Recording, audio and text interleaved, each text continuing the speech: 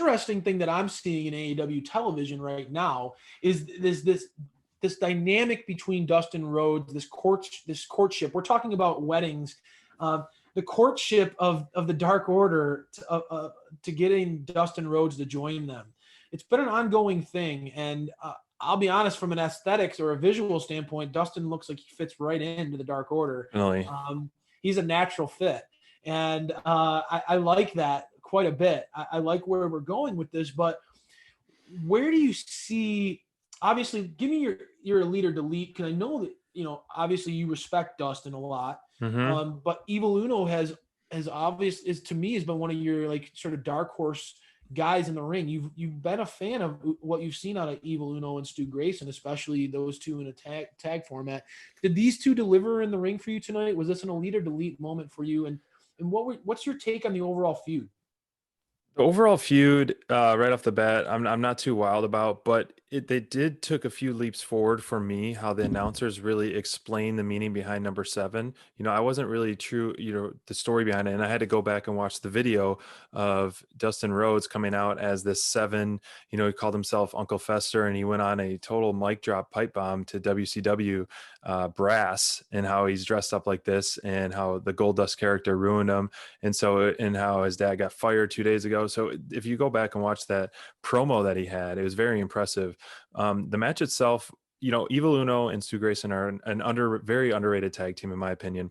Uno is very good on the mic. He's got this look, this mysterious with his mask, but overall, the way he presents himself does not look like a strong wrestler, but he does surprise you with his in-ring moves.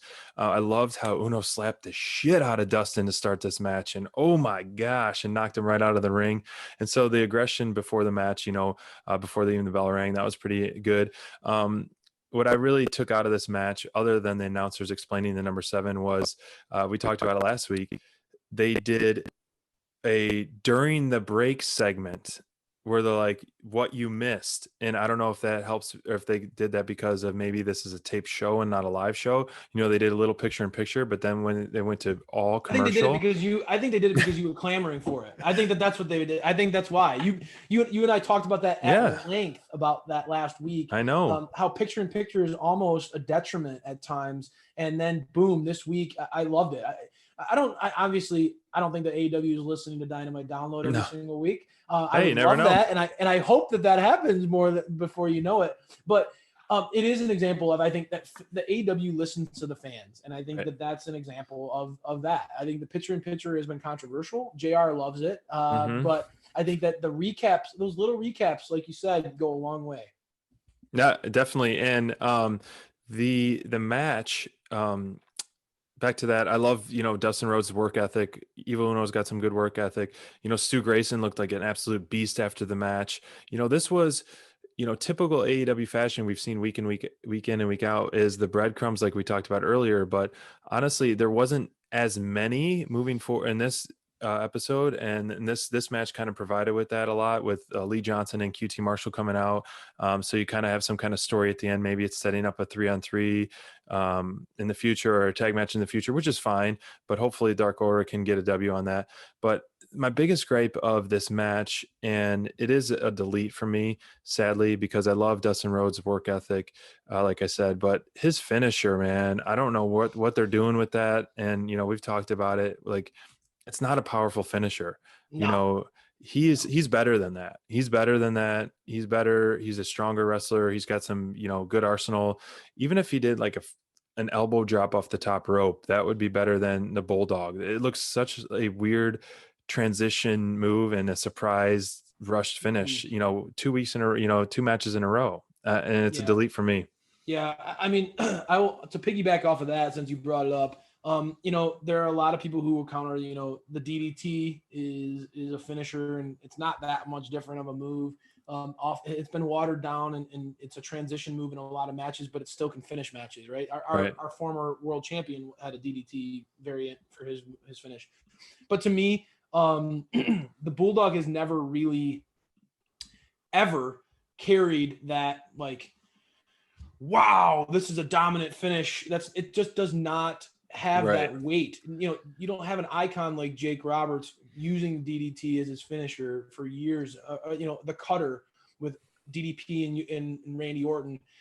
There are guys who have established those moves as iconic finishes, and the Bulldog is just I'm with you. I think that there needs to be a transition away from that move as a finisher. I understand and respect Dustin kind of calling back on his past and using a move that has served him well. But in today's audience in this market, it makes a lot of these, it makes somebody who goes down to it look weak to me. It doesn't make the finisher better. It makes the opponent look weaker. And that's not what you want. That's a good point. Right. So I was not a fan of that. This really was the match. And we'll get into the Shawn Spears promo after this. After the Shawn Spears and Dustin Rhodes Evil Uno match, this is kind of where things started to kind of come off the rails for me as an AEW fan. This was the last really like elite moment of the night. We'll get into the Shawn Spears one after that. I think that's an elite for me as well. But as far as matches go, this is the last elite match that I'm going to give on this show. I felt like it obviously the finish was a disappointment, SPD. But I'm enjoying where this feud is going. I'm enjoying the courtship of the Dark Order with Dustin. I want to see what comes out of that. Yeah. And I don't think that he's going to join. Right. But I do think that what we've already seen, last week we saw Dustin cut a fiery promo, which he's phenomenal at. Yeah. And we're seeing Dustin going up against various members of the Dark Order. And I think at bare minimum, we want to see more of Dark Order on television in the sense that they do need to get a little bit more recognition for all the work that they put in their characters over the course of the year. So I like that. And I quite honestly, I think after the match, yes, Evil Uno lost. He looked a little weak with that Bulldog finish, but after the match, like you said, that beatdown and that back and forth battle with QT Marshall and Lee Johnson and Dustin Rhodes going against Stu Grayson and Evil Uno and the Dark Order, I thought it pitted those two teams as equals. And I agree. It's going to make us. I think that to me, the Natural Nightmares were a team that I wasn't all in on, but after that bunkhouse match, oh gosh, B&B, I've gained a whole new respect for what QT Marshall and Dustin can do.